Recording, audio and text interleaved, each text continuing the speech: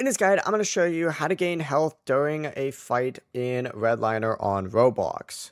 Before we get into this guide, make sure to like the video and subscribe to the channel with all notifications on. It really does help with the channel and it lets us know that you want more content like this.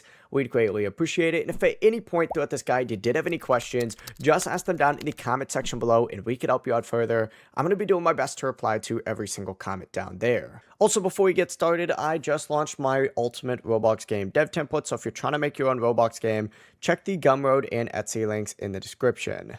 Not only does it help with the channel, but it's going to help you make the best Roblox game possible. We'd greatly appreciate it. Now, once you're in a match, go ahead and pay attention to your abilities and timing. Some weapons or abilities may let you recover health, block damage, or survive longer during fights. For example, though, if your weapon has an ability on Q, try using it when an enemy is attacking you. You can also use movement, invisibility, or parrying to avoid taking too much damage.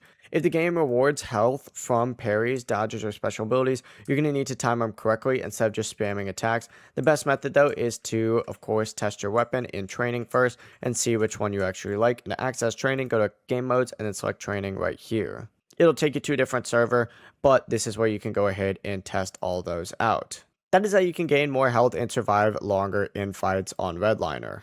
Before you leave this guide, make sure to like the video and subscribe to the channel with all notifications on. It really does help the channel and it lets us know that you want more content like this. We'd greatly appreciate it. If at any point throughout this guide you did have any questions, once again, ask them down in the comment section below and we can help you out further. I'm going to be doing my best to reply to every single comment down there. Have a great rest of your day though.